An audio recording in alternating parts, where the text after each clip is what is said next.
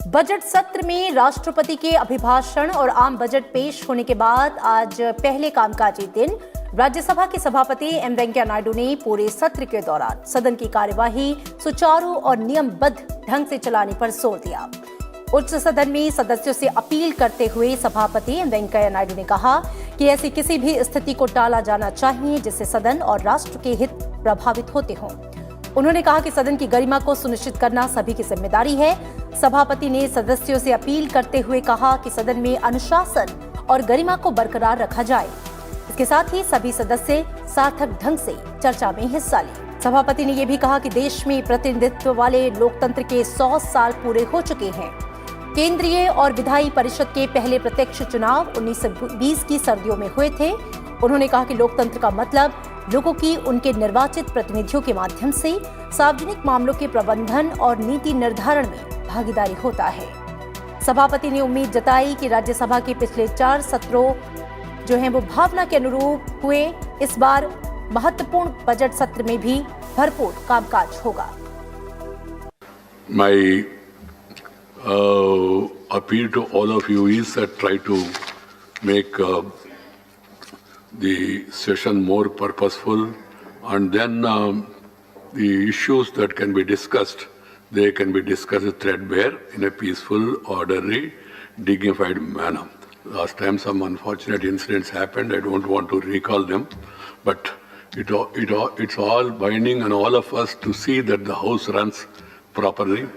Members follow rules and regulations, maintain discipline and dignity, and also participate in debates in a meaningful manner. I have all along been appealing to members to prevent any such situation which will cause effect to the interest of the parliament and also the nation. Congress समेत विपक्षी दलों के सदस्यों ने दिल्ली की सीमाओं पर चल रहे किसान आंदोलन के मुद्दे पर राज्यसभा में तुरंत चर्चा की मांग को लेकर गतिरोध पैदा किया, जिसकी वजह से सदन की कार्यवाही बार-बार स्थगित हुई और आखिरकार दिन भर के लिए स्थगित करनी पड़ी। सदन में जरूरी पत्रों को रखे जाने के बाद सभापति एम वेंकैया नायडू ने कहा कि 3 कृषि कानूनों के खिलाफ किसान के आंदोलन के मुद्दे पर चर्चा के लिए उन्हें नियम 267 के तहत कई सदस्यों के नोटिस मिले हैं। सभापति ने उनकी मांग अस्वीकार करते हुए कहा कि सदस्य बुधवार को राष्ट्रपति के अभिभाषण पर धन्यवाद प्रस्ताव पर होने वाली चर्चा के दौरान अपनी बात रख सकते हैं। सभापति ने कुछ सदस्यों को संक्षिप्त में अपनी बात रखने की अनुमति दी, जिसके बाद से टीएमसी के सुखेंदु शेखर राय, डीएमके सांसद तिरुचि शिवा, आरजेडी की मनोज झा के अलावा बीएसपी, एसपी और वाम दलों के सदस्यों ने किसान के आंदोलन का जिक्र किया और इस पर चर्चा की मांग की।